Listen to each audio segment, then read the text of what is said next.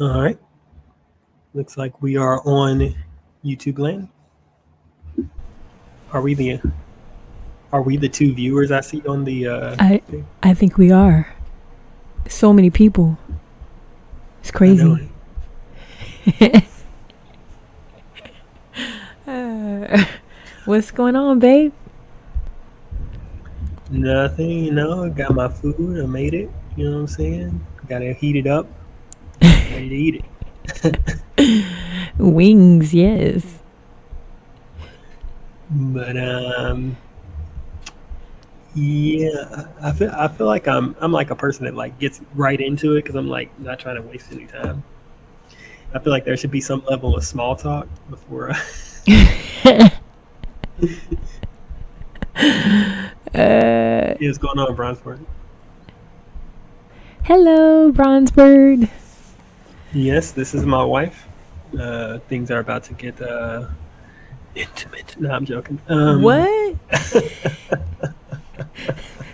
Hell no.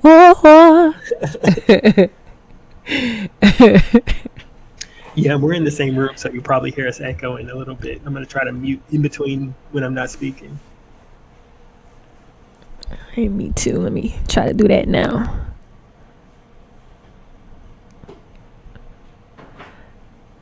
Glad you like the names, Bronzebird.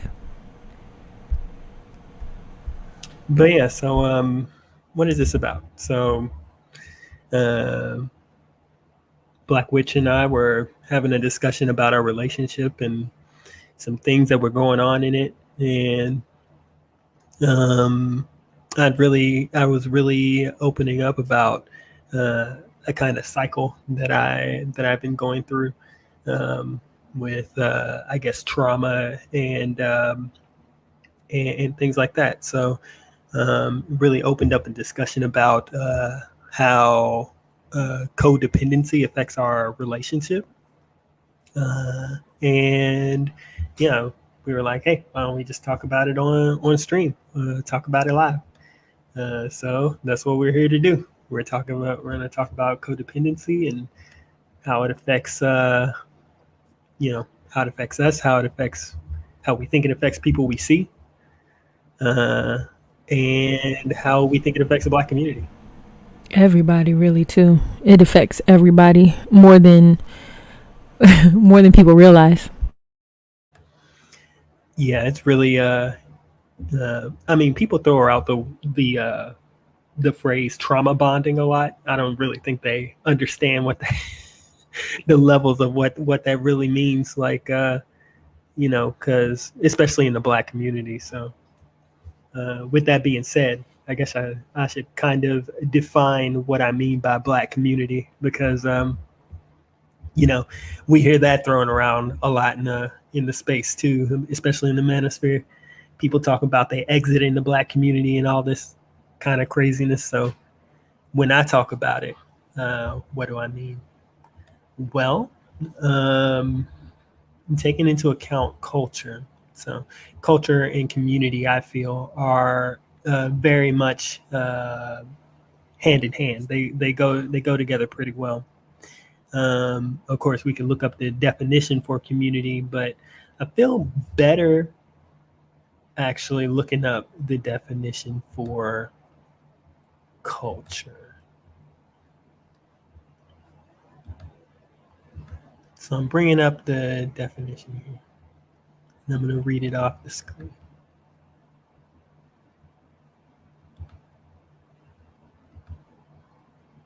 I'm glad you're doing this because most of us think that they're the same thing.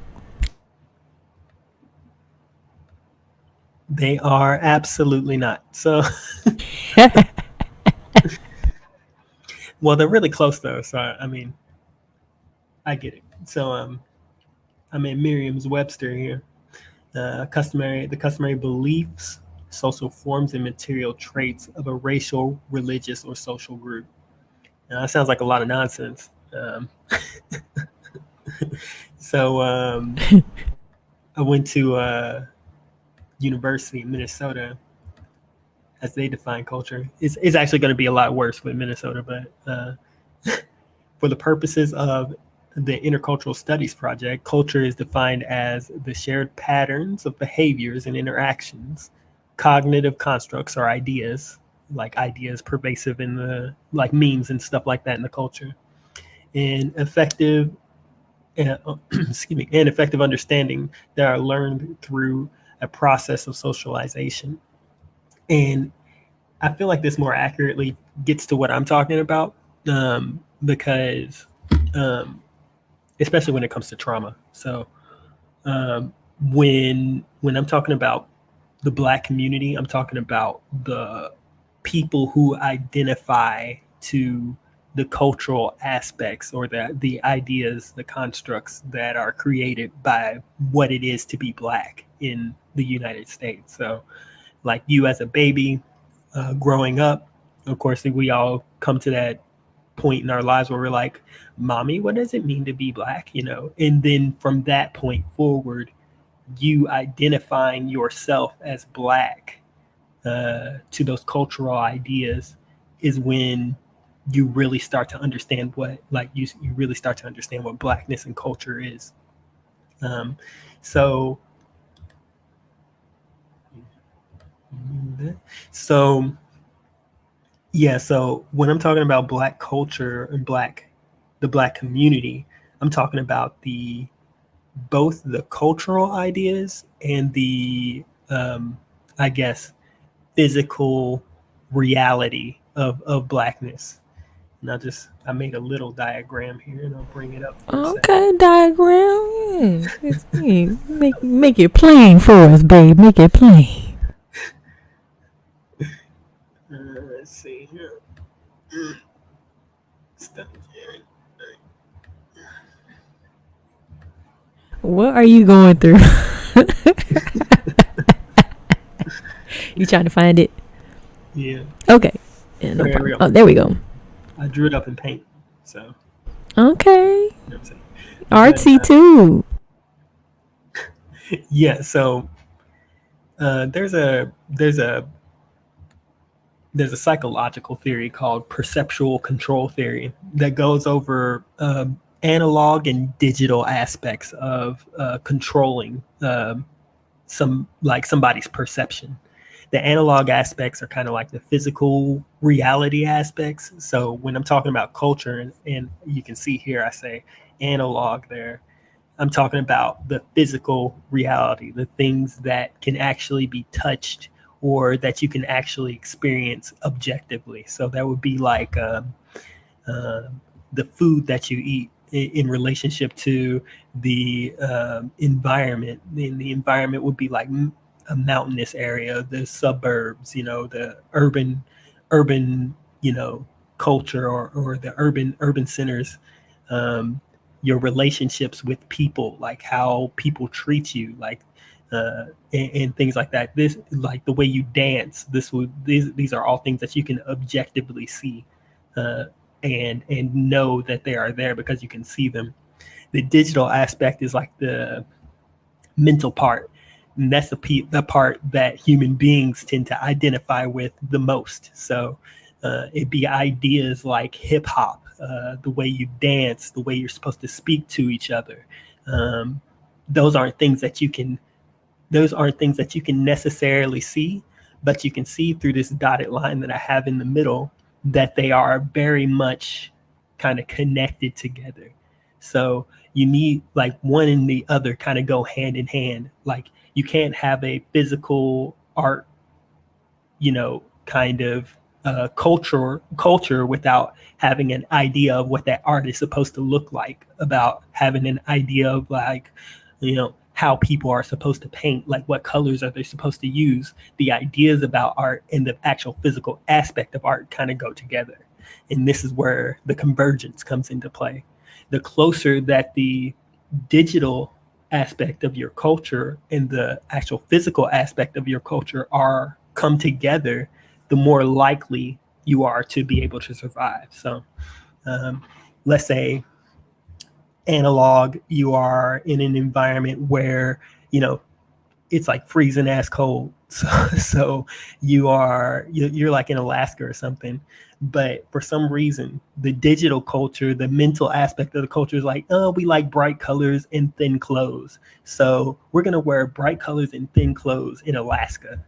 Now, because those two ideas are so far apart from each other, it's like if you wear thin clothes in a very cold area, you're going to die. So it's like the further analog and digital aspects of culture are away from each other, the more likely that you are not to survive. So you want them as closely converged as possible. And I say that with Black culture, um, because, oh, hey, SKC, listening and working. Looking to break. Okay. Yeah. Welcome. Awesome. So when we think about the actual, um, so when we think about Black culture, it's like we got to start. I know a lot of people don't like this, but you kind of start from the beginning because things were never addressed. So Don't say that. They hate that. They hate that, babe. Don't yeah, start with that. Oh. where's where I'm starting. So things weren't things weren't addressed. So because things weren't addressed, a lot of things from the beginning aspects of Black culture as the United States created it, to facilitate the economy, all that kind of stuff, kind of mentioned in the Moynihan report. As we kind of go back and look at what black culture was like, um, there's a lot of trauma involved in that way that Black culture was formed. So the physical or the analog parts of the culture were like hangings, lynchings.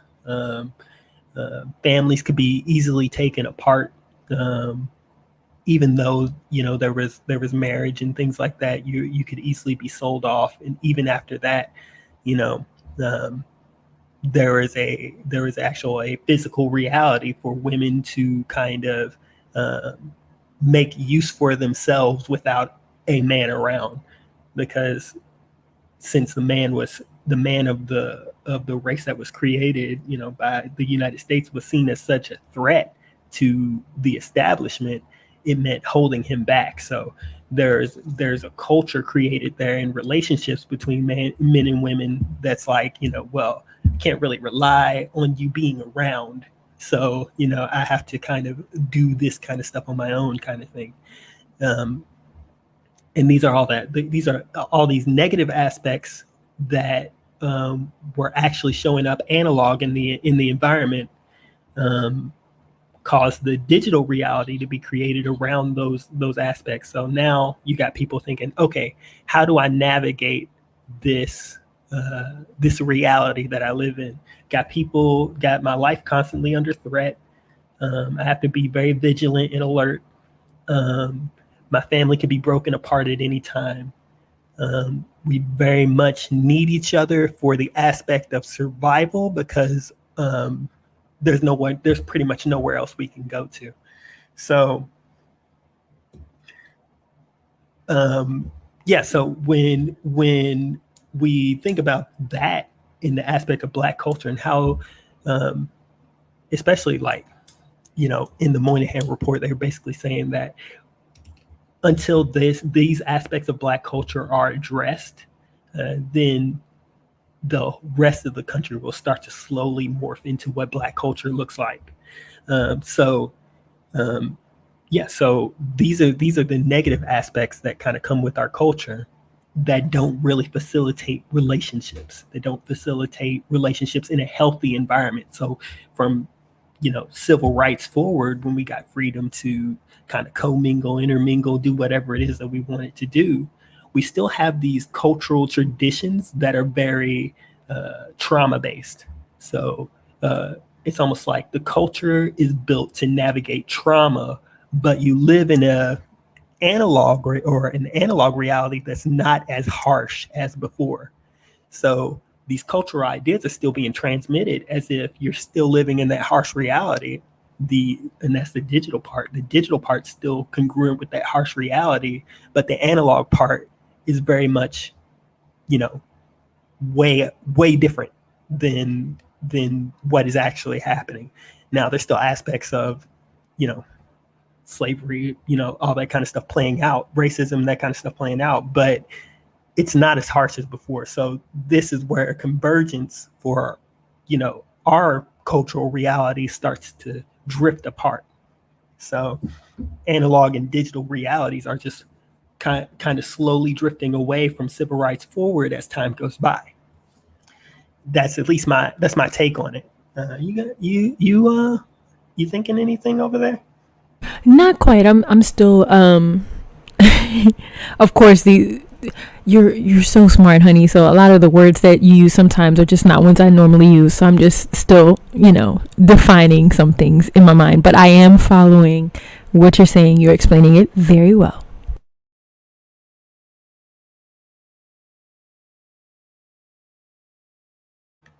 Okay, and SKC asked how I would separate Black culture from American culture.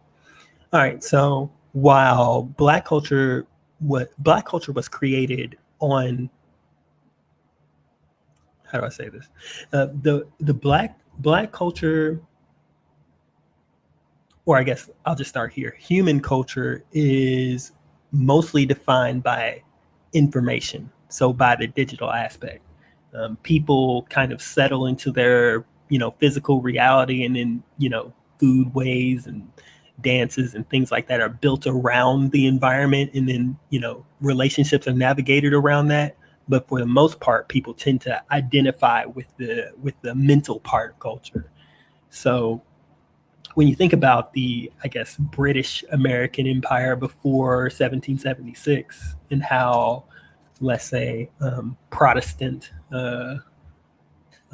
Anglo-Saxon, German, French people kind of migrated over here from, you know, from those countries, and came to here with those particular cultures, which is, culture built over hundreds, if not thousands of years, that have been formed through, what's going on in Europe, what's going on in Germany, that kind of stuff. They're bringing over these ideas that are completely separate than the culture that was created by them.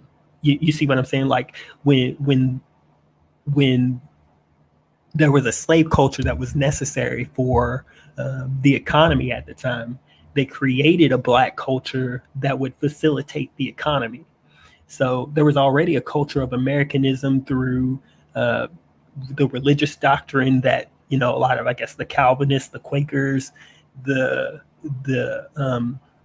the Irish, who brought over their kind of more Protestant views, and just the patrilineal kind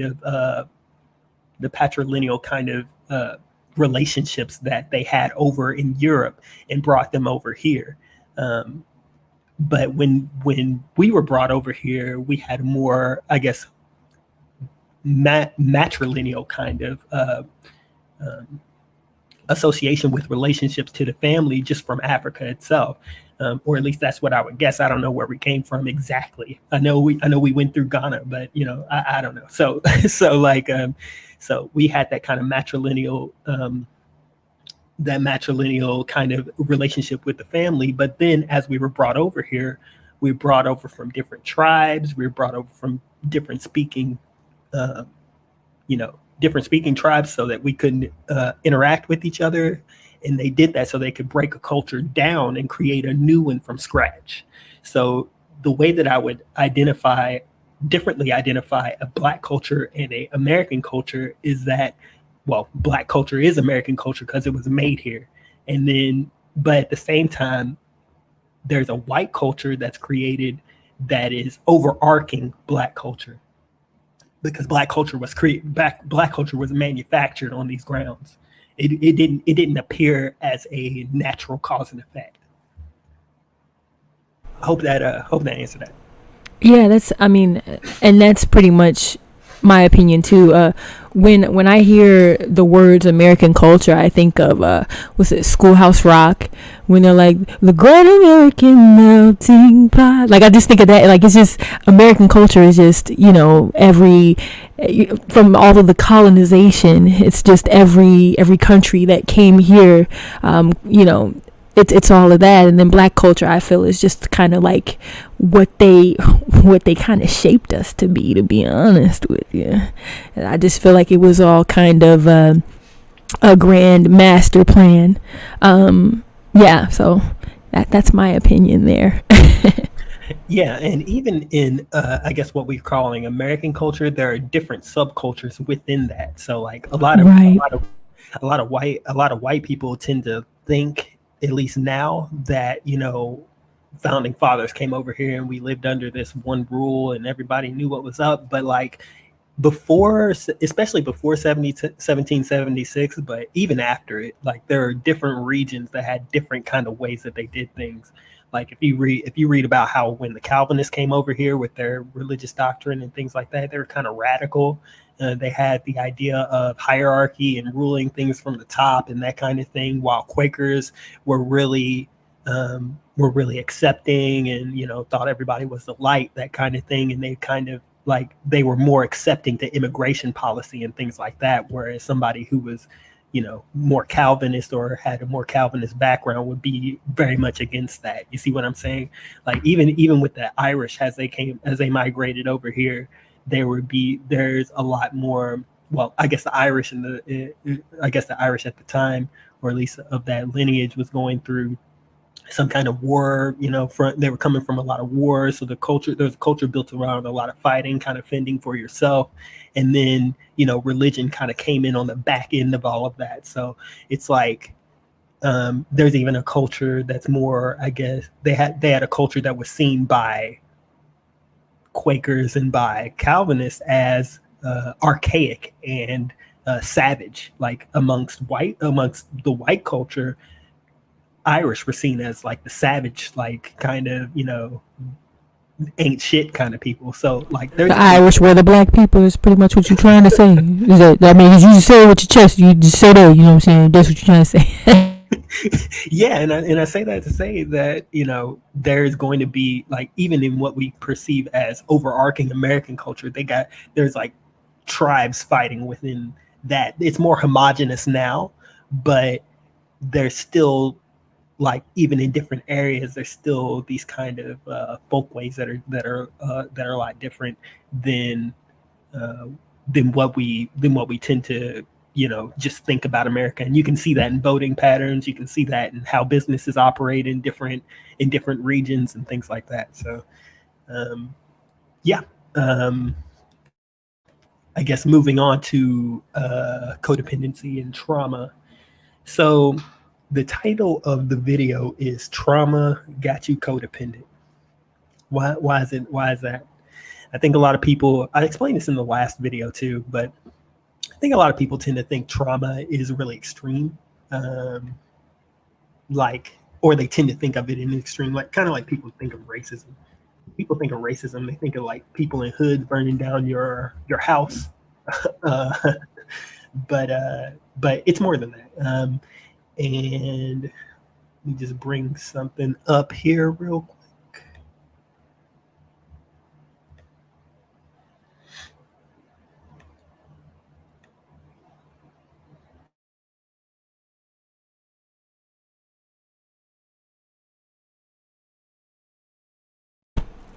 Are you pulling up the definition there? Okay. Well, okay. Well, in the meantime, what I'll do, I actually have a definition here as well, and I'll go ahead and read that. I'm sure it's not the same one because we tend to get ours from different places. But the definition of just codependent in general is it's an adjective. It's characterized by excessive emotional or psychological reliance on a partner, typically one who requires support on account of an illness or addiction. Yeah, so that is just the definition of codependent.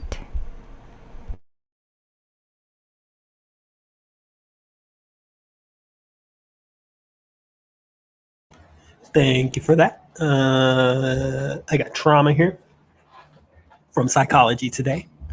So trauma is a person's emotional response to distressing to a distressing experience. Few people can go through life without experiencing some kind of trauma.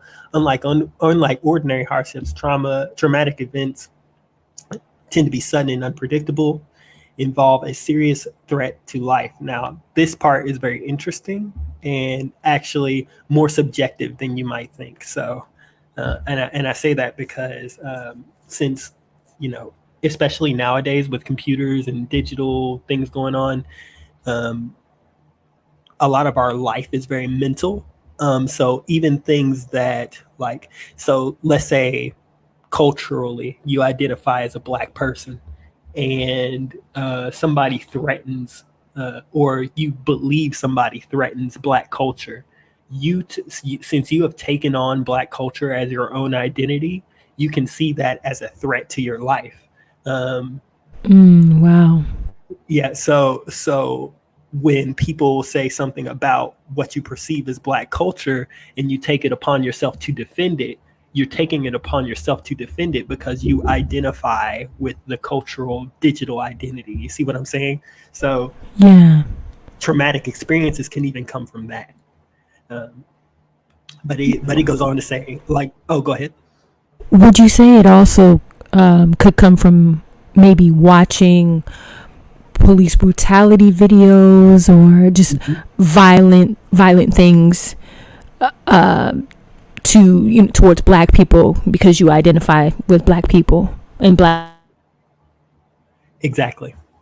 Um, So it goes on to say like bodily injury or death, and it kind of goes into what you were saying, uh, and feel beyond a person's control. Definitely something we see a lot with how Black people explain their experiences. Uh, Most important events are traumatic to the degree that they undermine a person's sense of safety in the world and create a sense of catastrophe. That catastrophe could strike at any time. Parental loss in childhood, auto accidents, and it doesn't have to just be in childhood either. Auto accidents, physical violence, sexual assault, military combat experiences, unexpected loss of a loved one are commonly uh, traumatic events. And these are the events that we tend to think about when we think about trauma. But there are different types of trauma. And the one I want to highlight is chronic, because this is the kind of trauma that I'm talking about. And this is the kind of trauma that can create, I mean, any kind of trauma can create a codependent experience, but just understanding this type of trauma is very important. It says chronic trauma can arise from harmful events that are repeated or prolonged. It can develop in response to persistent bullying, neglect, abuse, emotional, physical or sexual, and domestic violence. And these are the kind of things that we see, at least that I hear from other people and that I have seen in Black culture, in our culture. You got anything for that?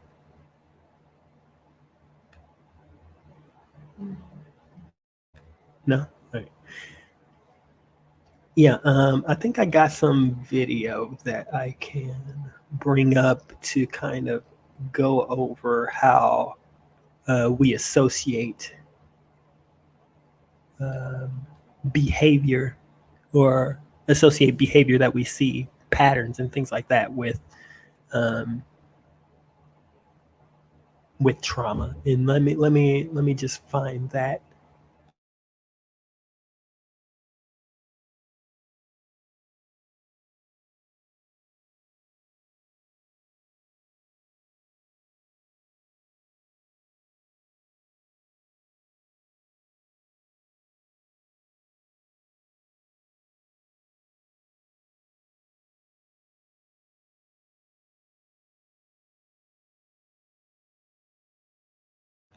You want to sing for him, baby? Sing. What? Nah, I wouldn't even know what to sing. Sing on one of your songs. Promote yourself. What? No. Babe, no.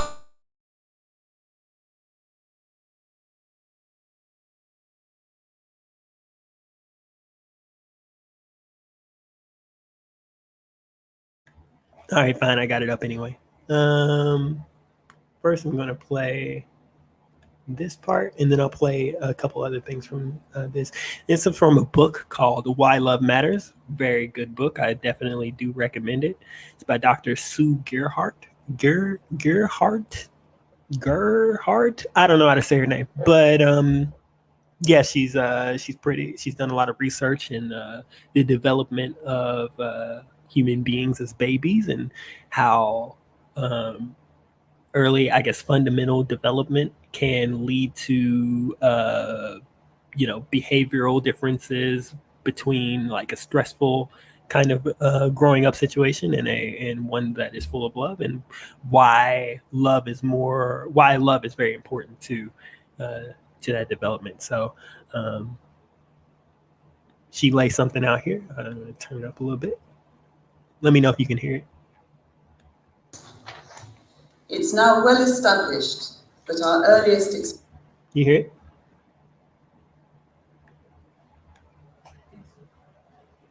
It might be because it's on my because it's playing not playing in my headphones. But hold on.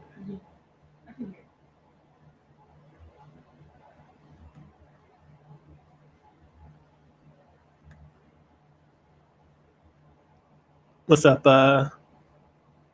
underrated darkness? Oh yeah. Hey, what's up, dude? I remember you. Hold on.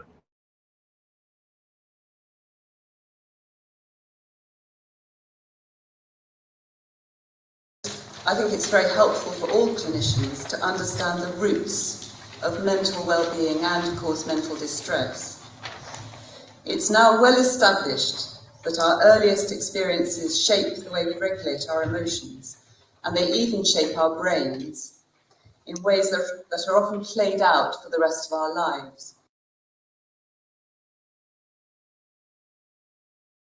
So she says, um, it's well established that our earliest experiences shape and regulate our relationships and they shape our brains. So our brains are actually affected by this chemically and physically. Um, and they are often, and these patterns are often played out for the rest of our lives. So keep that in mind while we go forward here.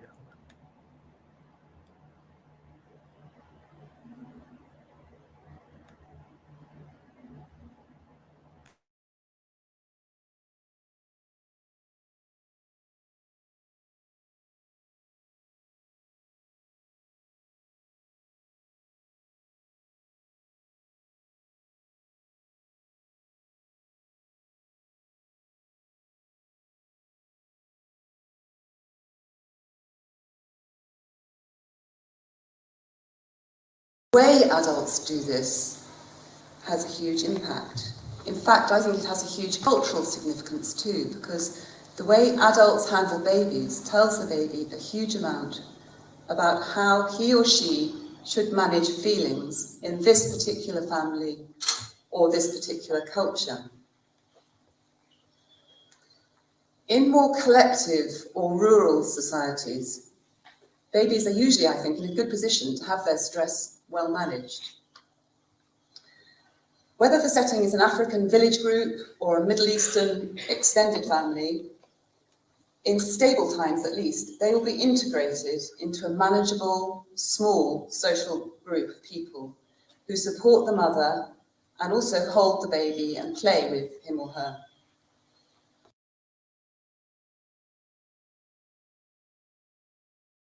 Just going to interject here for a moment. So she's basically saying that um, culture and the immediate relationships to the baby kind of shape how the baby is going to interact or shape how the baby thinks about interacting with the environment. And keep in mind, this is before even language is established. So it's not like the baby is having thoughts like, oh, this means that, this means that. It's like almost an innate level where the baby is kind of associating behaviors, especially from you to it or from other people in the culture to it. So that can mean whether, I guess in Africa, where she was saying like babies are very close to the mother at all times, kind of go to sleep with the baby. The mother goes to sleep with the baby, establishes a kind of the baby knows, okay, so I can pretty much rely on this person to be around at all times. But then she goes on to say, in our culture, we kind of separate the baby to its own room, leave it by itself.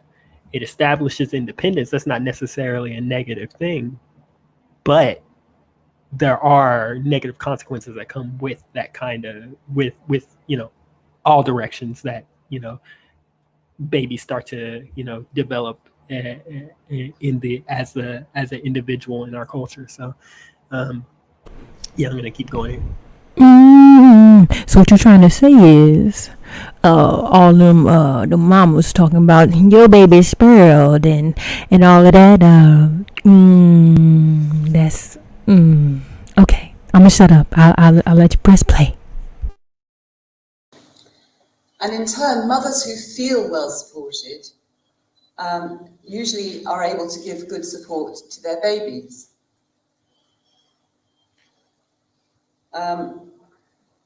When babies are kept close to their mother's bodies and breastfed on demand, the baby has a comfortable feeling of continuity with his prenatal life and develops an expectation that he will be responded to quickly. And I think as a result, these babies learn to trust their social group and are able to feel relaxed and confident in other people because they expect other people to respond to them. However, in urban societies, mothers are much less well supported, and in the West, often very isolated in their homes and unsure how to respond to their babies. They tend to breastfeed much less. There are endless debates about whether babies will be spoiled if parents respond quickly to the baby and whether it's safe to sleep with them. And in the West, babies are mostly expected to sleep without the comfort of a warm body and often have to manage the anxiety of sleeping in a separate room or by themselves. In these Western cultures, in our Western cultures probably, there's an emphasis on intellectual and material achievement. So a lot of thought can go into decorating a baby's room or into stimulating baby's intelligence. I don't know if you've seen this, this is apparently the latest thing, very popular. But there may be less confidence in the value of just comforting and holding.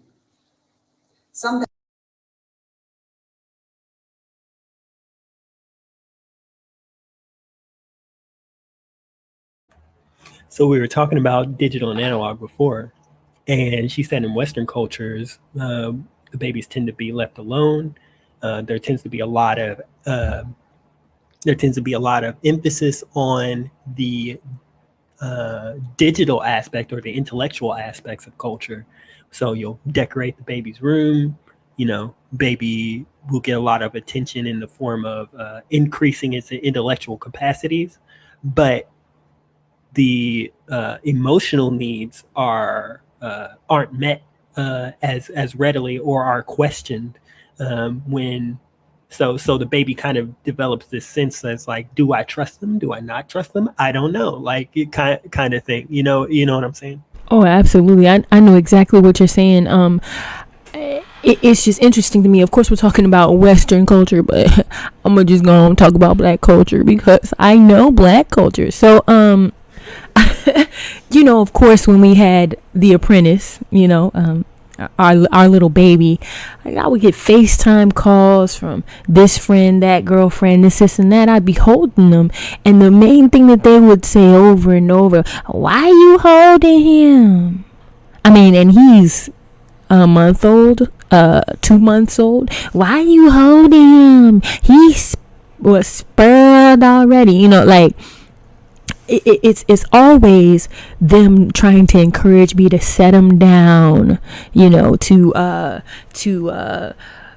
not be holding him as much as I am. For some strange reason, they feel as though me holding him is a bad thing. Me being there for him physically is a bad thing. Him being around me on a regular basis was a bad thing. And I mean, this was from every single friend that I would talk to, that was already a mother, that I would talk to over the phone. It was crazy. And now, I mean, I don't really have any friends that are not black that would FaceTime me. So, I can't, give the consensus for them and what they say to that sort of thing. But man, it annoyed me, actually. It annoyed me. It really made me not want to talk to them because of that.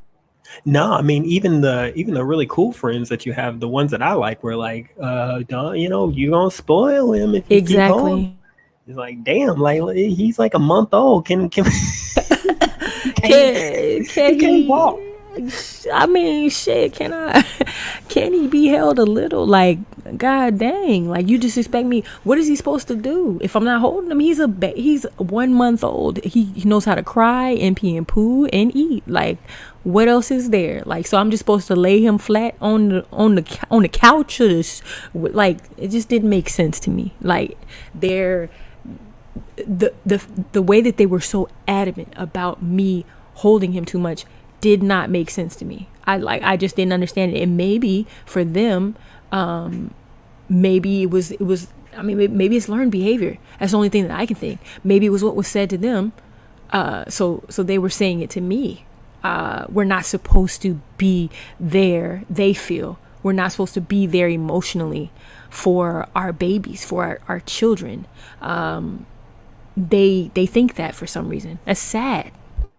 No, and it's very important because earlier we talked about the different types of trauma and how trauma doesn't always show up in somebody like slapping your ass across the face. So, trauma can show up in the form of neglect or emotional abuse, and even what we consider to be abuse is not to a baby who doesn't understand the world is not the same as the way we have digitally started comprehending what abuse is, the way that we think abuse is, and how we think that it shows up in these extremes. It is not as extreme as you think. It is actually very subtle, and it starts at infancy.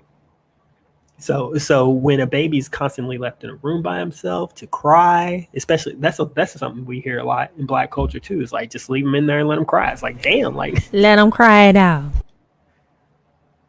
yeah. So that's something you got to think. That's something we got to think about when we're thinking about how these traumas affect people, and then how codependency ends up showing up um, in our in our relationships with each other. Because codependency, just like Black Witch was talking about, is essentially just you feeling like you need to rely on other people very much. And when from infancy it starts out that you are neglected or left alone, even in subtle ways, things can start to drift into that direction. And coming from the trauma that comes with our culture, um, it's my thought anyway that things end up going in that direction almost innately.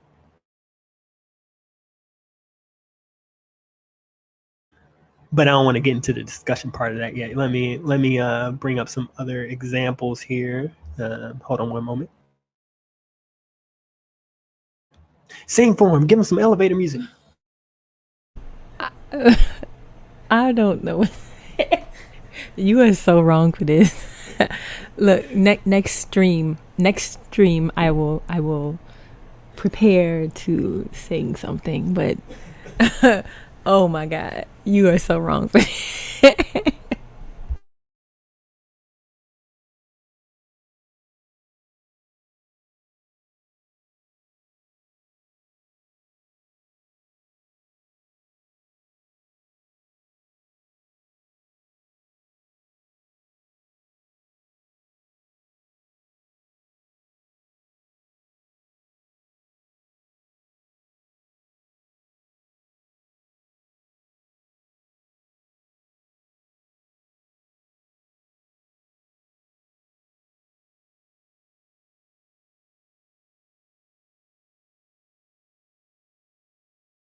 And the longer I look at codependency, and having gone through the death of my son, I begin to think that grief, unresolved grief and trauma, have more to do with both codependency and addiction than probably anything else. Well, let's while you're there, let's pursue.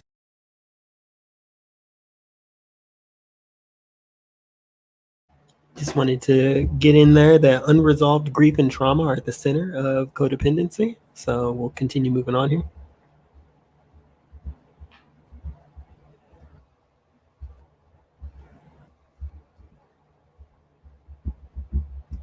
Mute, mute.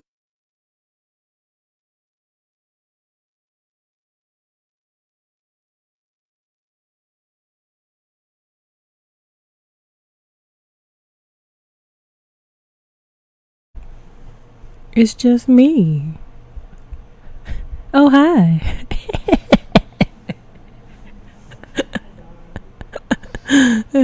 Hello.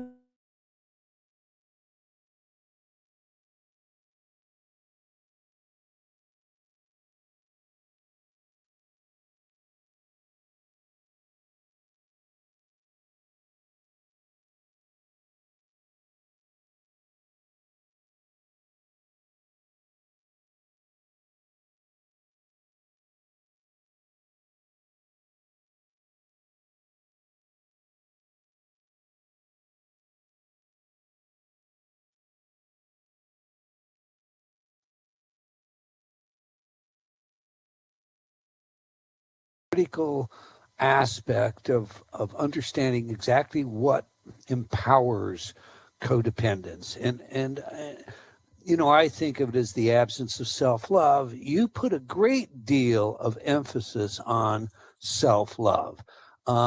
Whether it's love, it's respect. Indeed, you quote Shakespeare in chapter 11 of Codependent No More by stating, quote, "This above all else to thine own self be true," which most of us has heard, but you go on. "And it must follow as the night the day, thou canst not then be false to any man." So if I imply from that correctly, what you're really saying is self-love is more than just I like myself, I'm a good person. It's about a level of honesty that few people dare to take. Have I got that right or not? Absolutely. And in my latest book, I have written 18 books. I'm done writing books now. On my other list of things to do was to write screenplays and write for television, which I'm doing now. Cool. But being honest with ourselves is probably the most difficult thing in the world to do. And I heard during the break time somebody talking about our first thought in the morning is probably our most honest one, because we don't have time to get our whole system of denial and defenses up in order. And so my recommendation is that if it's possible, and it's not always possible, if you have a baby crying for a bottle, you have things to do, you have to get the kids out the door to school, you have to get ready for work, you can't always take that half an hour. But for those that can take half an hour and be absolutely honest with themselves by writing down everything, and it has to be kept very private, because a lot of times we're so ashamed of what we really think and how we really feel that we're not going to disclose this information to anyone. I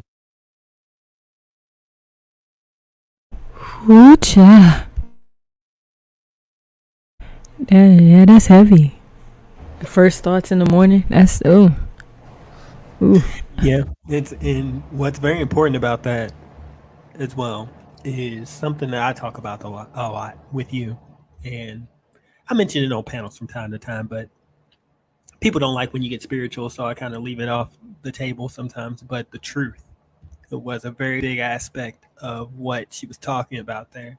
She made it very clear that honesty with yourself is the most important aspect to um, moving past codependency, because the truth is the only true way to love yourself. People tend to romanticize love, and literally the only ways that they think of love. So like that book that Sue Gerhardt, I don't know, the book that she wrote, Why Love Matters. Um, People would read that title and think of romantic love, or they would think of, familial love, which is a big part of it, but the all encompassing true aspect of love is really just acceptance, being there to take on what is happening. And when she says self love, a lot of people tend to think of that in positive affirmations, like, "Oh, you're the best. Oh, go you." It's like, no, that's a very small part of love. The biggest part of love is the truth, and sitting down with yourself and accepting all the things that you think are negative about what's happened to you, or the things that have happened, and really sitting down and saying like knowing that it's okay, without having to kind of give yourself a pat on the back. You know what I mean? Like, the pat on the back may come, but it's more about just being there with all the stuff that you deny. Um, because it's the more you deny stuff, the more they tend to play out.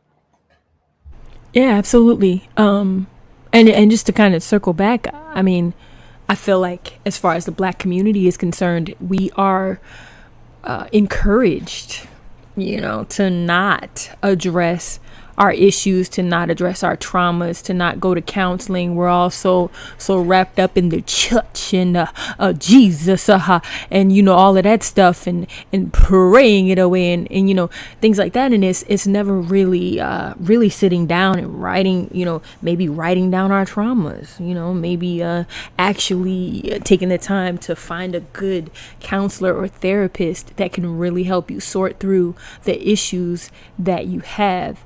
And I mean, things are changing. The world is getting smaller, of course, because of social media and things like that. So there are self-love and self-care things coming at you pretty much every day. But if you're talking to your parents who were maybe born in 1960 or 1950, or things like that, they weren't trying to go to nobody's counselor or deal with what they had going on. They didn't have people talking about doing things like that. But now, of course, those things are different. Yeah, it's different now. So Yeah, talk to a boomer about self-love and tell them, look at how they look at you. okay, you already know the look in the eye. I mean, it's you mean the love of the Lord. You mean Jesus? Haha. Like it'll be that. It won't be anything really about themselves. No, and what's really interesting to me is that, like, if you really sat down with the Bible and you read it, like, and you read about how you're supposed to come to God when you pray, the first thing that they tell you is to be honest. The first thing that is said when you pray is to pray with the fullness of your heart, and that means being completely open to even the stuff that you think is too dark to say. So, I mean, if I guess Black culture was following the religion to the letter that it says, then, or They'll at never least do that. or at I'm least sorry, some, but they won't. then this that aspect of it would be taken care of as well. But I digress. Yeah. So, um,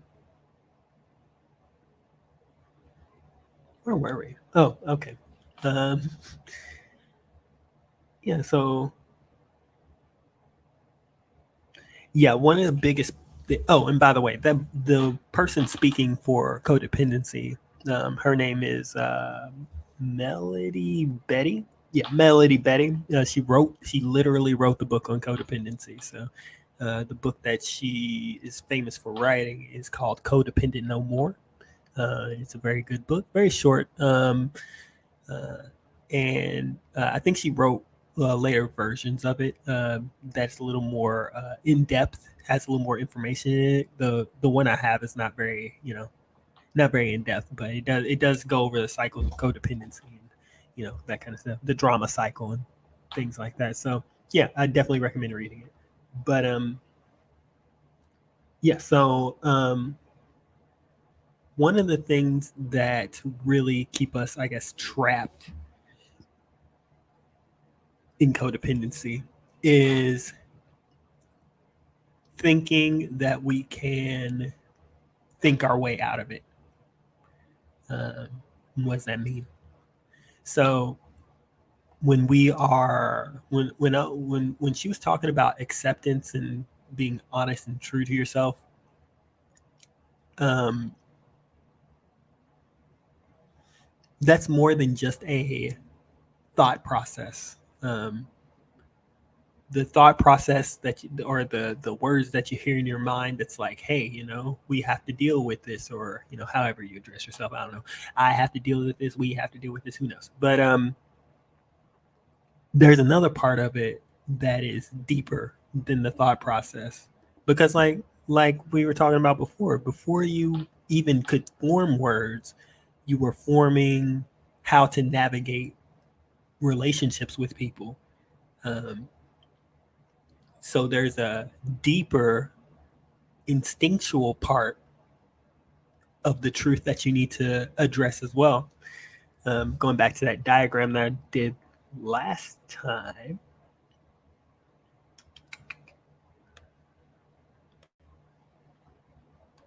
let me bring that thing up. There it is. This over here. This is how I look at the truth. You see the truth of it, and it's like there's the thought process in your mind, which is this bold line, very concrete, that you can hear. But then there's this instinctual part on the outside that forms those thoughts, that those thoughts come from. There's this feeling center that the thoughts come from, that you have to reconcile with. And it's the thoughts that are driving you away from doing that. Because I guess if you think about it, a thought's only point of existence is to solve a problem.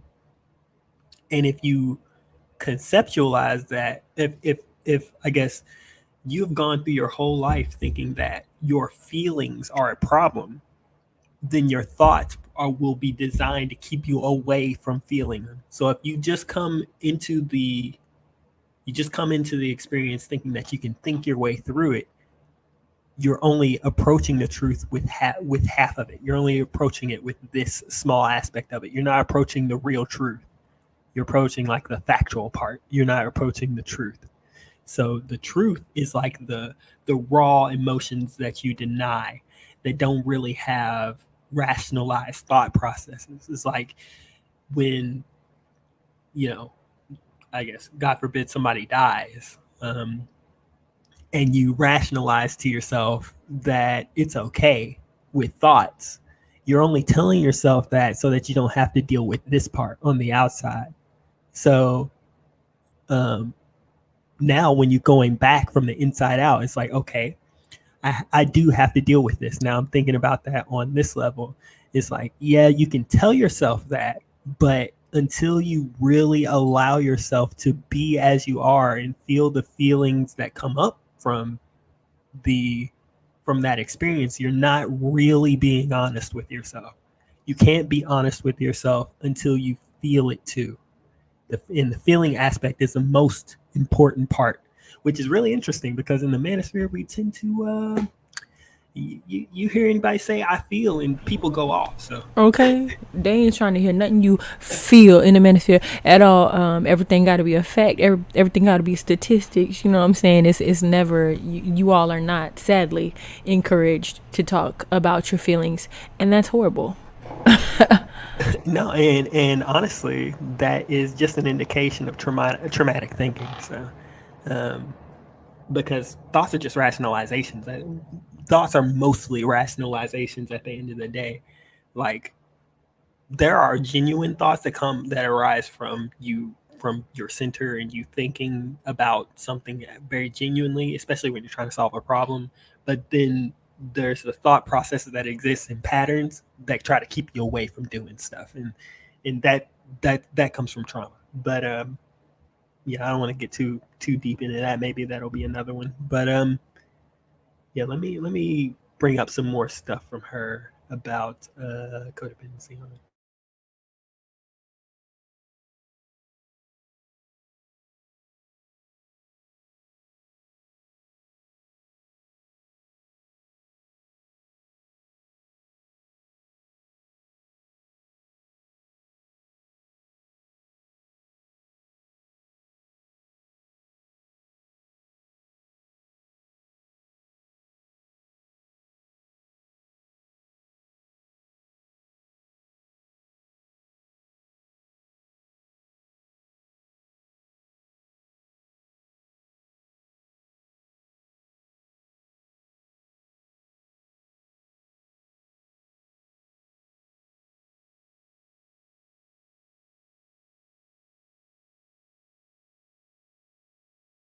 And her books are recommended reading in even in medical schools and places that help a lot of people.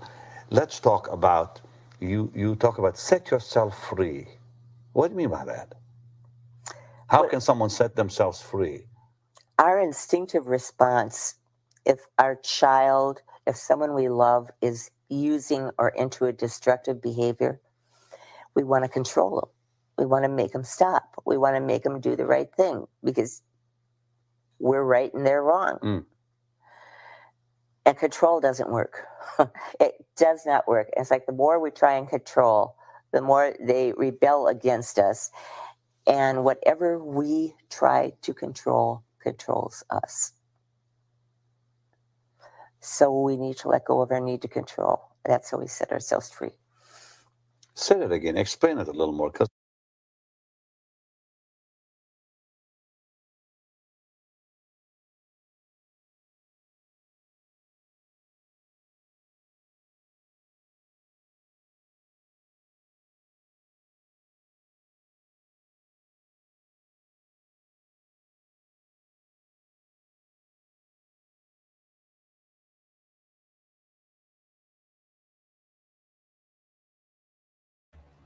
Okay, my bad. Yeah,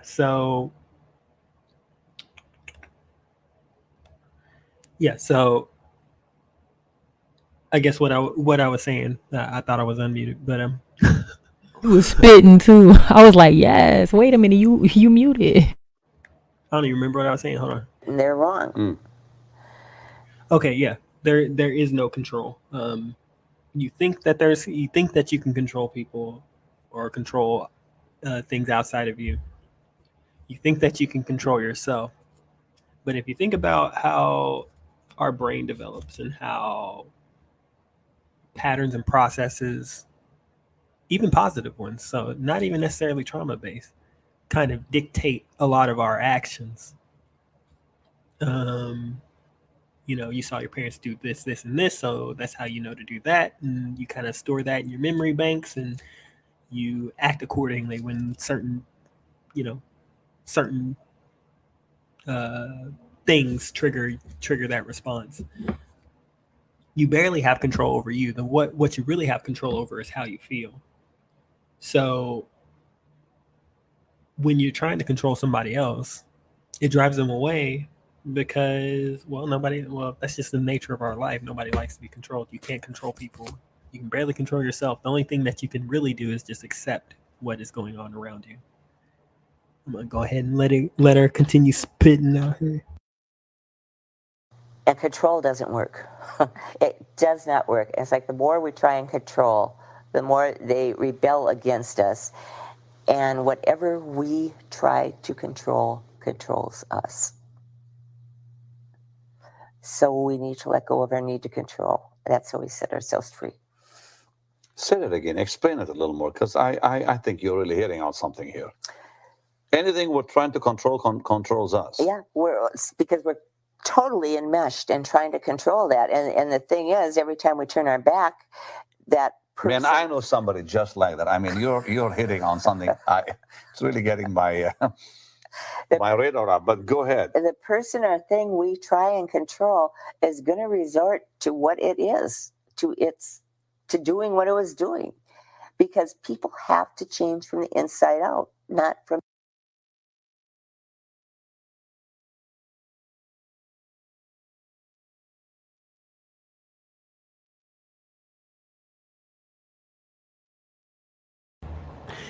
Yeah. I'm still working on the format, guys, so I apologize for these weird, abrupt pauses and everything like that. But we're still working out the format. But yeah. So this is kind of the stuff that I notice in the Black community. We have a culture that is built from trauma. That trauma has never been addressed, and is as time goes by is getting more and more divorced from the actual reality that's on the ground. People in their relationships are transmitting these traumatic experiences. Maybe you can say that in the form of physical whoopings, or maybe you could say that in the form of neglect, emotional abuse, sexual abuse. Even a lot of sexual abuse in the Black community is not talked about. A lot of physical abuse in the Black community is not talked about. A lot of manipulation, neglect, and these form traumatic experiences that we as children growing up, and even adults compulsively kind of be like, okay, well, these are the situations that I can expect, especially from people who identify with me as Black. So this is what I can expect from the culture. And so you're constantly trying to navigate traumatic experiences. And as we know, trauma is where codependency is centered. Like, especially if somebody's an addict of some kind of anything really, but if somebody's an addict, if somebody's like constantly drinking, somebody's very emotionally abusive, if you're living with a narcissist, this is the kind of stuff that guides Black people to become codependent, because it's like, well, a child ends up rationalizing at this point that, well, I must be being treated this way because I don't matter. And because you start to think that you don't matter, you kind of shrink yourself down so that other people can feel safe in their environment, and you start to neglect your own safety and boundaries. And then that goes into the codependency drama triangle, which I wish I would have got into, but don't really have the time for it. We're getting sleepy over here. But yeah, what do you think? What have you seen your experiences, babe? Yeah, I was gonna say, as far as Black women are concerned, it's like we're conditioned to place our value in being masculine, in being a provider, in this hustle mentality, this get that bag mentality. Like, it's like our self-worth is literally completely tied up in that. I mean, of course, physically there's the whole ass thing and things like that, but as far as what we bring to a relationship, or just what we bring to the table in general, like for example, babe, like how many of my friends can you really think of right now that are also stay-at-home moms? Like, Zero. Okay. And I do have one, and that's actually Sheila, but oops, said her name. But anyway, y'all know her, it's fine. Anyway, so she is actually the only other one. Like, aside from that, all of my other friends would encourage going to a job, or making your own money, or having your own account, things like that. Their self-worth is so based on bringing money to the table, bringing just financial support to the family. They don't realize that, and this is learned behavior. This is things that their moms told them. Like, for example, my parents really encouraged me to go to college. That wasn't something that I wanted, but because of my own personal codependency issues, I really wanted to please my parents. So I ended up just going to college, getting that Sally Mae debt popping, you know what I'm saying? Like, I didn't want it, but I did it because I felt like that would make them proud of me. And I mean, it's not necessarily a black thing, but I'm just saying, like, it's No, just, no, I think like, so we know we know emotional dependence is a big part of codependency. And when you live in situations where you're constantly neglected, maybe you're left alone as a kid, maybe you're left alone to raise people, to raise your siblings or somebody else's siblings, who knows, um, which is a situation that I went through. It's like you start to think, you start to shrink yourself. Your self-worth starts to shrink. You start to think that, you know like, maybe I'm not trying hard enough. Like, maybe if I try harder, then I'll get the attention and the whatever that I need to get the to pair bond with, I guess, to get the positive emotions that a child needs in order to build up their self-esteem, so that they have a healthy self-esteem, so that they can sustain themselves. But you go into these situations and you're older, and now you think you're kind of under the assumption that what you experienced was a normal experience, and it's not. So, your parents say, hey, why don't you go to college and get a degree that you're never going to use. And you're like, all right, like, maybe this will make them happy. You're not really thinking about that, like, consciously, but there's still that trauma affected child that's inside you, that's like, well, this is an opportunity to get them to like me, so maybe I can do this. And then you start taking that into relationships. yeah, that's exactly how it happens. You start to bring it into the relationships, and you get bitter when maybe your partner doesn't recognize all that you're doing in the relationship. You may feel like you have to control things in the relationship all the time. You try to avoid conflict at any cost that you can. I mean, you have a hard time trusting yourself, your own decisions. Like, it's yeah, it's just a cycle, really. Yeah, and there's the drama triangle that's really predominant, uh, from the codependency thing too. And basically, that there's three characters in the triangle. There's the savior, there's the victim, and then there's the accuser, or I guess the bad guy. And you know we play all the roles, and like, we play all the roles, but there's one that we kind of identify with more. I'm kind of more like a savior.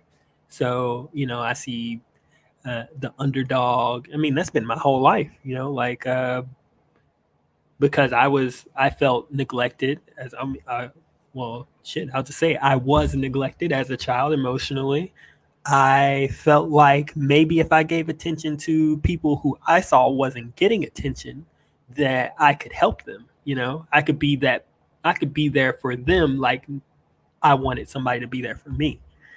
And even in school, I was the nerdy guy. Was going to I was seeking out the other nerdy people who was kind of like, bullied or whatever. And I'd make friends with them thinking that I was trying to save them. And what's really interesting about that is that when you do that, it's like you really, when you step into the cycle, you start playing the game. So it's like, now I'm the savior, and maybe because I think I'm saving them from a problem that they don't know they have, or that they don't think they have, I'm getting angry because I'm putting in all this work to save this person, and they're not giving me the attention and respect that I think I deserve from trying to save them. So now they become, so instead of being the victim that I need to help, they become, the bad guy. So now they're not giving me what I want, and I become the victim. You see what I'm saying? And then it just continues to go in a cycle like this. It's stuff. I mean, it's in my life. It's in my life a lot. Um, I know I see it in black culture too, though. Like, you got any examples? I mean, as far as black culture, aside from what I already mentioned, as far as black women being really really masculine, like and it just being learned behavior, and that literally being how they have they identify themselves. It's I mean Before I before just you feel go like forward, I wanna bring something to your attention, and I want to see what you think about it. There's this notion I keep hearing from a lot of black women online, and one of the things that they say is that they're going to be masculine until they find the right alpha masculine kind of guy, and then they will switch to being feminine. What do you think about that? Like, what are your thoughts on I don't think that's possible. I don't think it's possible to change everything about you that has made you you for all of your umpteen years, just to envelop this relationship with this person. I don't think that's possible. that? Yeah, It's how do you do that when you don't even know what it is? Like, yeah, I mean, if it's something that you've never practiced before, you know you're not going to be able to tap into those feminine, loving, respectful emotions at the drop of a dime, just because your boy walks in with BDE. Like it, like that doesn't that's not going to just make you this feminine woman who's ready to support him in you all's household. Like this is like no. yeah, and like, okay, and I want to make sure I'm clear on something too. I think, okay, so you're born a woman, right? So you're naturally feminine. Now, I was talking about accepting yourself and accepting the truth. If you are able to do that, then you can start to lean into that natural femininity that exists within you more. But I think if you live in a constant state of denial about the way that you should be and the way that you should feel, it's not as easy as just flip the switch now that I'm with, you know, Mr. BDE or whatever, and now I just flip the switch and I can be, who I've always I can step into who I've always wanted to be. It really doesn't work like that. Especially if you're like 40 years old, you got all these negative patterns. It does not work that way. I mean, and it's definitely not gonna work like that either, because you wake up first thing in the morning. What do? You get right on your phone. You get on Instagram. You get on Facebook, and everybody on your timeline that you following, especially these other women, are talking about the dropship company they started, and they posting about their little clothing brand, or rise and grind. Like I don't know, like they're all posting about things like that. None of them are posting about how they managed to organize their family's home, and or how they have very very very neatly and quickly gotten all the kids to school, and packed hubby's lunch. That's not stuff that black women, or just honestly women in general, are posting about all day. So since we're all so ready as soon as we wake up, when the truth is going through our minds, the strongest, the loudest, we get on our phones, and we see masculinity, like women being masculine, inherently masculine. Yeah, I mean, no, sis, you're not gonna be able to, you're not gonna be able to do it. Yeah, and that's the thing about it too. It's like it's a really, like, just like the drama cycle with the savior, the victim, the accuser. That trauma is a cycle that feeds itself. So like you say you don't want to be, let's say, quote, masculine, end quote, but then you've got patterns that you follow that support you thinking that way. So even if you didn't want to do it because you've been doing it for so long, you open your phone and you go to the thing that you think that you're interested in, and that just so happens to be the stuff that feeds the cycle for you to continue to perpetuate the stuff that you're perpetuating. So yeah, I think people really, really undermine how deeply trauma affects their behavior. Um, and like, in going back to codependency, I mean, I think I don't know. This is my opinion, but I'm under the opinion that it is deep in Black culture. Like, I think codependency is very, very deep in Black culture, because there's a lot of stuff that, like, there's a lot of people dealing with addicts in their family, especially their moms or their dads Yeah. or whatever. There's a lot of people dealing with sexual abuse. I know that's a big thing. Um, and it's right. Sexual abuse especially is rife in the Black community, like more rife than we let on. Like I don't think I can find a person that I've ever like. It really surprised me, because like everybody that I talk to, especially women, everybody that I talk to, they have some type of sexual abuse in their past. Like, at some point, maybe it was an uncle, maybe, whoever, like somebody in the family that everybody knows you're not supposed to be around. Hmm. Uncle Leroy. Uncle Junebug. Yeah.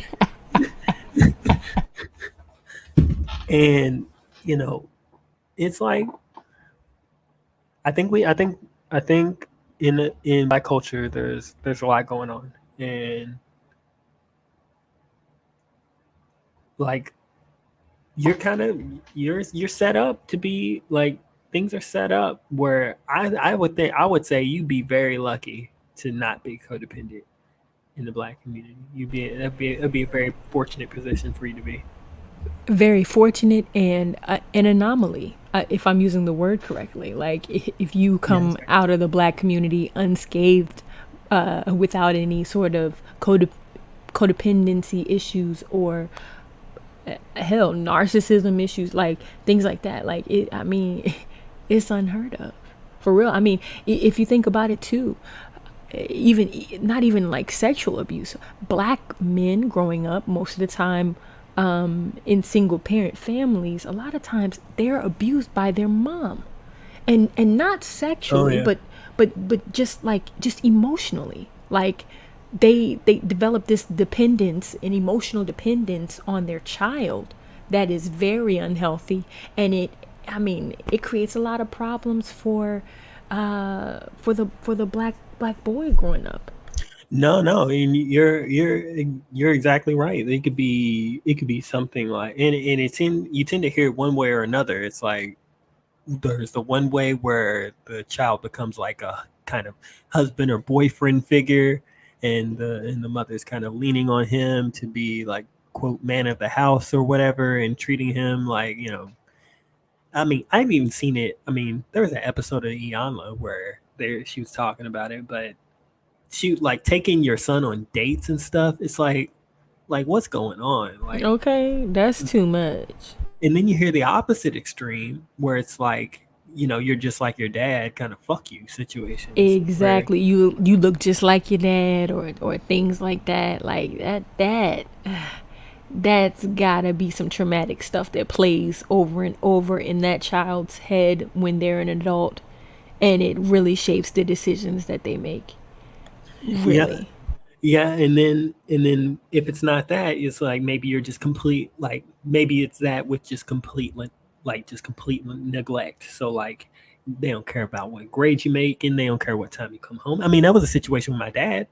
Don't care what grades you're making, don't care where you go, don't care if you come home or not, don't care where you are, don't care what you're doing. Just, you know just somebody to just maybe give food to, and then you know, and what's really crazy about this, and then expect you to be a completely intact, functioning adult uh, that comes back and takes care of them later. It's like what bizarre world are we in right now? Listen, I will never understand that. Like, I mean, and it's my own personal childhood. My mom struggled with alcoholism. A lot of the time, I was having to take care of her. But growing up and the expectation to send money or things like that, it's just like why? Like No, we know about that with one of my Navy buddies, right? He's from Trinidad and Tobago, or yeah, yeah. yeah, and he was like his brother was getting into like a lot of crazy stuff, and his aunt who ended up raising him constantly asking him for money all the time, like asking him for money all the Crazy. uh, like in like if it's not this like okay, so where do you find the family? You can find it like there's still, I mean, things are with the gang shit is not, it's not as bad as it used to be, but I mean, you go to the streets. I mean, you find especially in like California, maybe Chicago, um, places like that. You go to the streets and you find your family there, where it's just a bunch of other dudes who've been neglected, just like you, and you bond, trauma bond through that. It's like these codependent situations, and these are how codependent situations breed themselves. It's like you feel like you need to get your validation from somebody else because your sense of self-worth is so low that you think that other people's validation, and maybe that's in the form of you know the brotherhood in the streets. Maybe that's in the form of you know lots of sexual conquests. Um, Maybe that's in the form of making uh, changing your appearance to more fit the a certain mode of what you think is a beauty standard. Um, you start to seek external validation from other people because you think that you're not worth anything. Yeah. That's, I mean, yeah. That's like, yeah. So yeah, this is what I'm talking about. Like trauma, really, not only is it rife in the black community, but codependency, I think, is a lot more prevalent than people might be willing to accept or might even know. Yeah, most of the time, I mean, honestly, I don't think I even heard about codependency until maybe like a year ago. I had no idea what it really was. Considering what my childhood was like, you'd think maybe I'd have heard about it before then, but my goodness, like I hadn't heard anything about it. No, for real. Like I heard about it, but I didn't really know what it meant or what it was until I sat down with a therapist and I was in the chair and she's like, I think you might be codependent. And I was like, well, what is that? And then she recommended that book to me. I read it and I was like, oh, wow, this is like describing me to the T. So, I definitely got the savior complex. I definitely step into these cycles where I make myself the victim and I don't acknowledge my emotions and I think that I don't matter. And I continue to put myself in those cycles because it's a pattern that showed up throughout my whole entire life. My parents emotionally neglected me. Um, there were some real, there's some real emotional abuse from when I was younger, and a lot of trauma was built from that. Now, I'm not saying that anything is their fault per se. They went through their experiences and they dealt with their trauma the best way that they knew how. Right. and they're still doing that today. But it would be foolish of me to not acknowledge how their traumas affected me, and I guess that's essentially what we're trying to do here today. Like, just, I mean, us talking this out is really, I don't know, hopefully take our relationship in a trajectory that where we can change it and make it a little more intentional. Right. And something that I want to say to anybody listening, if you feel like maybe you are codependent too, just listening to our conversation, I discovered this thing called Coda, and it's just pretty much a place that you can go to talk to other people who struggle with codependency issues, and you sort through it together. You can do it online. You can even type in your own zip code where you live. There's in-person meetings to help you sort through codependency and getting out of the cycle of it. And what I'll do is I'll try to find the link for it. I'll post it in the chat. You know, if you see it later and you feel like it's, you know, this is you, you know, you can check it out. I really encourage you to do that.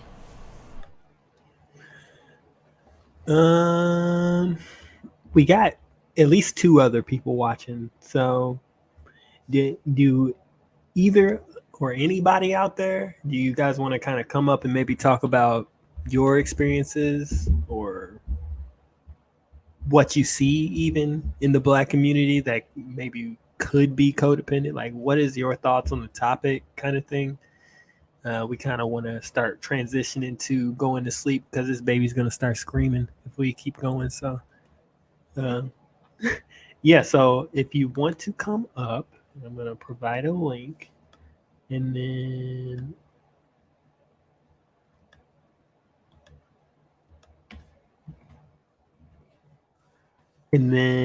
yeah, you guys can come up, share your experiences, or talk about what, maybe if you have a disagreement about the topic, and we can talk about that too. Yeah, I'll give it a few minutes, and then if it doesn't go anywhere, we'll just kind of wrap it up. Wish we had like some, to commercial break kind of thing, like word from our sponsors. I guess, what do you see from, like, do you see this in your friends? Do you see it in your family, Black Witch? Absolutely. I didn't really get to know my grandparents very well because, of course, my parents were in the military, so we didn't really live by my parents' parents. But when I think about some of the things with my dad, like, my dad is a real people pleaser. Like, it's intense. I'm almost certain, yeah, like, right, isn't he? Like, he's just very, I mean, he will bend over backwards, like, to do things for people, and it just, when I really sit and think about the characteristics of people who, deal with codependency, I can tell even the switch with some of the things that he does too. Like, sometimes some of the things he does can be kind of really self-centered and just really kind of just completely ignoring other people's feelings and emotions. Sometimes it just switches so quickly. It makes me feel like maybe his parents maybe had some of those things going on. No, and even like I could see him switching between the characteristics in the drama triangle too, like savior, Yeah. victim, accuser. Yeah. I mean, Yeah. just a situation, I guess, if you're comfortable talking about it, I'll just say with your sister, and he was outside and she hurt him and all that kind of stuff. So him being the victim in that situation. Yeah, and then he was outside talking to, whoever being the accuser. Yet he had her in the house because he was playing the savior. Right. It's like putting himself. Okay, well, just to catch you all up to speed, my my sister was needing to move back in with my dad because she got evicted from her apartment, and my dad was upset about something, and he was outside talking to my aunt where my sister could hear. I mean, it was just kind of like, sir, like, why are you doing this? Just why? Just go in and talk to, okay? Just go in and talk to my sister about the thing that you have an issue with her about. Like, it doesn't make sense to, like, it's, so, okay, you want your sister to feel bad for you. That's why you having this conversation. Because ain't nothing your sister can do Yep. about my sister living here and you having a problem with something she did. You just want to amen corner and somebody feel sorry for you because you doing this, for your daughter. Like, it's like, really, sir?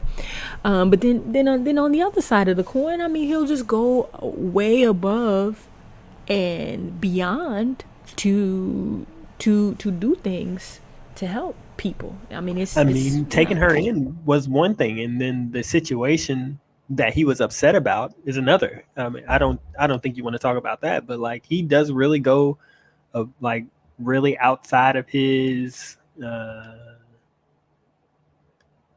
outside of his comfort zone to help others. He makes it seem like he's comfortable with it, but you can tell he's not. But anyway, so okay, you already know he be talking to his girlfriend, like, complaining. Like, I could just hear him come. Well, now I'm getting tired of doing this, and like, I could just hear him. He's from Kentucky, so he little country with it. I'm getting tired of doing this for my daughter now. Like, I could just hear him talking to his girlfriend about what he's probably tired of, but he just can't seem to put his foot down, just with this or that, in order to, have boundaries, have those boundaries, stick to them, and make that what it is, period. nah, like, speaking of boundaries, like, my parents are real big in the drama cycle. Like, so we could take situations with my younger brothers. I'll take one from not the one closest in age to me, but my youngest brother. So he needed a car, and my mom wanted to. He needed to get to work because his car had broke down, and my mom wanted to drive across town, take his car to get it repaired, and then pay for it. And give him, and I think give him a computer so he could do his work or something like that. And I'm just sitting there like, why are you trying to do all that? Like, and she was getting real upset. But like, it's really hard to explain. But they really put themselves, like, they do the same kind of stuff your dad does, where they kind of like put themselves out there, make themselves a victim, and then they go and vent off to somebody. And then they just find themselves back in that cycle again, and that shows up in my life. So I'm a big savior too. I gotta, like, another thing was that when I was younger, I had a lot of I guess what one might call spiritual experiences. So my mom would talk to me or ask for my counsel as a child on spiritual kind of stuff. So I felt like I needed to, I felt like that was the only thing that made me really worth anything, was because, Wow. yeah, because if it wasn't for her talking to me about that, I wasn't really quite sure if she would talk to me at all. so and So she would. Sorry to cut you off, but like, so she would engage you in spiritual conversations, but generally, like, on a regular day, there wouldn't be much time that you all would spend together. Right, there was something that she feels like I wasn't doing correctly, or she wanted like there was like some kind of criticism that she had about what I was doing. She would talk to me a lot about criticisms, but wasn't until I got a lot older where we started joking around and stuff like that. But yeah, she like things are yeah they like there was there was a lot of that. Yeah, that was the kind of life that I lived, and it really contributed to, I guess, what shows up in our relationship and the codependent cycles that we find ourselves in. So Absolutely. There's definitely a lot of savior and victim things that, you know, pop out on us on a regular basis. But you know what? We're going to make sure that we start maybe going to the CODA meetings or something like that. I don't know. But I'm glad that we have discovered that that is something that's going on for us. This is good. yeah, earlier today when I was describing the drama. Oh, hey, Concrete, by the way. Hey, Concrete Rose. But yeah, earlier today when we were talking about when I was like kind of laying out the drama cycle that I was putting myself through for what exactly? Do you remember what happened? I don't remember what happened, but we we were talking about some issue that we had today, and I was talking about how I made myself the victim in that situation, um, or I made myself the savior. Didn't really feel like what I was doing was being received, so then I got angry and then made you the made you the bad guy and made myself the victim, and kind of find myself in that cycle where I was kind of spinning out. Like last few days, maybe even last week, maybe 2 weeks, been kind of like really down and kind of you know really taking on that like victim kind of mentality from the codependent from my codependent past. I mean, I wasn't really looking at it like that, um, but yeah, it's definitely affecting our relationship in a negative way. And I'm glad we're talking about this because I think talking about it will send us in a direction. I don't know. Like it's like what she was saying. You know, it all starts with the truth and accepting it. So Yeah. It's like when we can, and this is with any relationship, when you can really sit down and just be honest with each other about your intentions with things, no matter how embarrassing they are or things like that. That's when you can really start to work on the things that are going to give you the tools you need in order to have a successful, happy relationship. I mean, not perfect. Definitely not perfect. It'll never be perfect, but you'll always continue to work toward happiness. nah, I think that's a topic for next time too. The it seems like people are really looking for this perfect kind of person. Um, you know, she got to submit to me. Um, 24/7. I gotta put my foot on the threshold of the door, and a sandwich has to manifest itself in my feet. Why it gotta be a sandwich? Like, damn. That's the trope. So,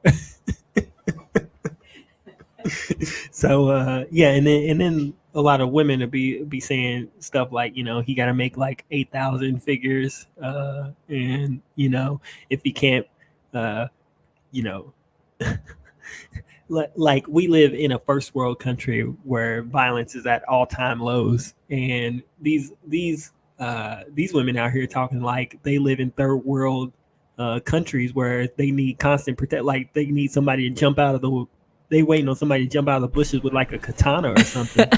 Like, Well, I think just to circle it back a little bit, I mean that plays into the trauma of all the things that we see all the time on social media, of the things that happen to black people all the time. I'm using the air quotes, you know what I'm saying?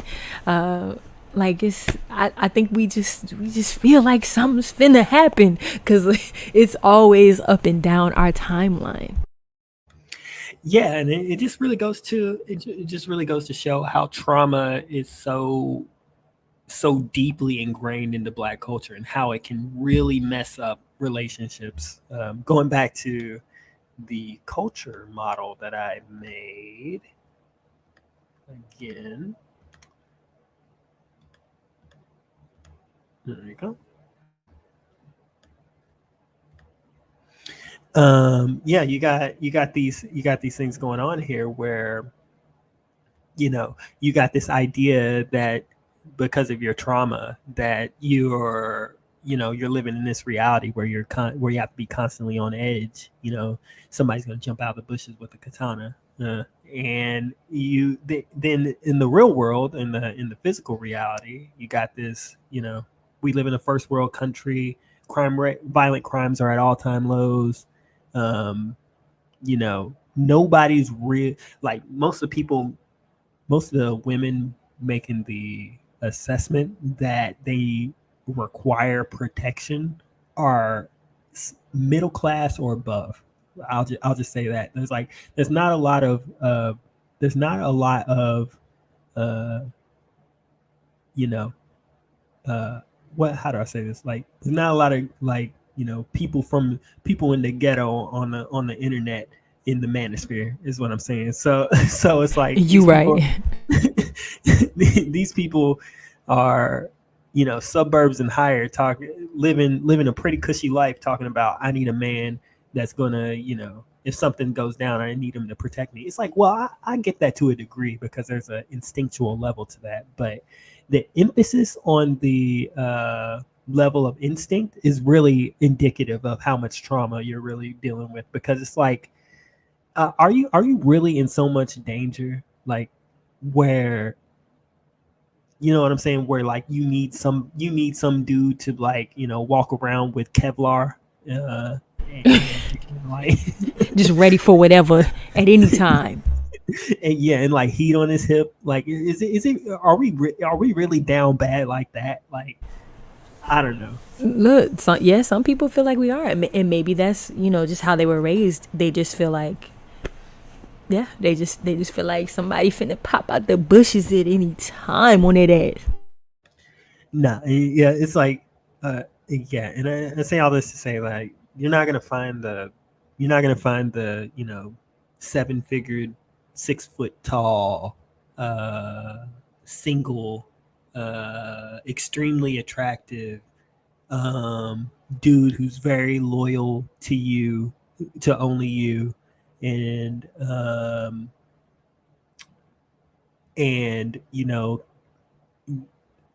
got the toolie. You know what I'm saying? That's not you. He's strapped. You know what I'm saying? And he's learned martial arts his whole life. You're not. Yeah, that's not something that you're going. That's not something that you're going to find. And for the opposite end of it, you're not going to find like uh, the perfectly trained wife that has that has that is waiting for you at your house on beck and call.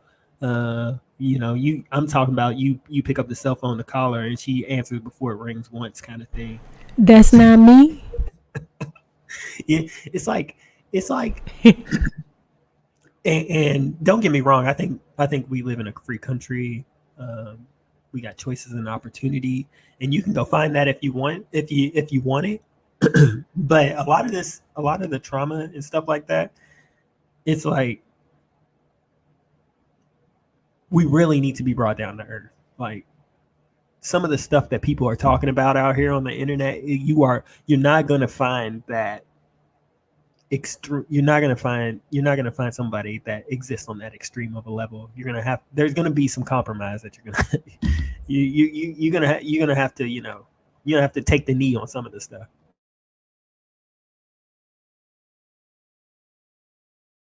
You can't tell these black women that though, like, cause they, I mean, probably black men too, but I would know a little more with these black women. They just, the expectations, my God, like, baby, like, he's not gonna be all of that. Like, it's just, he doesn't exist. Yeah, I think it's a little more reeled in on the dude side, but it's still a little bit out there sometimes. Let's see. Concrete says most of us don't experience random acts of violence, but every woman wants her own personal healing. Yeah, I agree with that. Um, I agree with that. What do you think? I agree with that 100%. I mean, one thing that I still do find attractive about you is your martial arts training.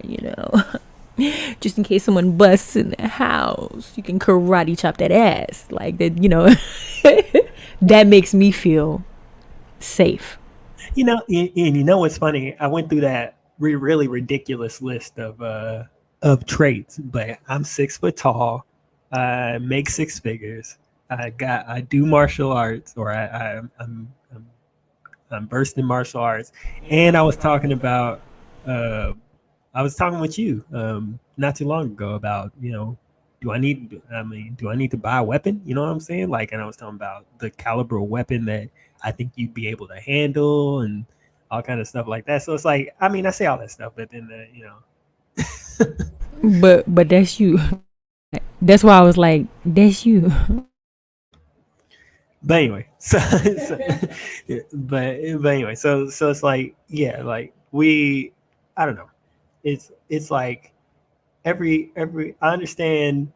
um I understand there's a lot of women who um want their own hero, but I think the emphasis on what that hero looks like uh, is dependent on the kind of trauma that person experienced. Like, for instance, like a person who's had like, a pretty healthy childhood and kind of realistic expectations might see a hero in the form of like a firefighter or, their father or something like that. Somebody who hasn't had a strong male presence in their life, or maybe really any male presence in that life, or at least not a positive one, uh, might see a hero as some kind of very idealized version of whatever is going on in their heads. Like, well, my dad wasn't around, but these are the things that I like, and it's all based on stuff that they just think about. He's like, so I really like a guy to have a lot of money. He's got to have a whole lot of money because I don't want to ever feel like we're going to be in trouble. I want him to be tall because I like really tall guys. How tall do I like him? Oh, well, how about 6 foot, 5 foot 12? And then it's you know, like the more absent a positive male influence is in that person's life, the more ridiculous, I guess, the list starts to become. It would be my observation to that. I think you're right. I mean, when you have nothing to base a realistic male presence, in your life off of, you're going to have these pie in the sky, needs or wants in a man. Like, absolutely. And then what's crazy is we live in such a mentally driven reality nowadays, is that you make this fictional character up in your head, and then you're like, well, if I don't get that, I'm settling. It's like, but what you've created in your head is not very possible to attain.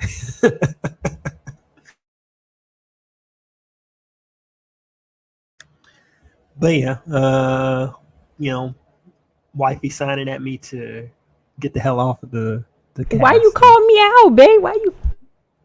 I mean, people got to know this I'm channel's about the truth. hungry. I'm. You right. I'm hungry, y'all. I'm sorry. But yeah, thanks for rocking with us, the people who came up. SKC, Bronzeberg, the Underrated Darkness, Concrete. You call me a select guy, get out of here. Thank you for showing up for us. And we're going to try to do these a little more often. I'm going to give it a little bit more of a format so I can chunk down the time. And we'll definitely start doing these at a consistent time, probably around 9. Or maybe I'll change it depending on if we start to grow an audience or not. And, you guys want to hear, earlier or whatever. So, thanks for showing up. And we will see you on the next one. You want to say bye? Yes, thank you everyone for watching Concrete Rose. Thanks for coming. We appreciate it. I really hope you all have an amazing night. And again, if you feel like you are struggling with any codependency issues, please follow the link in the chat. Okay, y'all take care. Have a great night.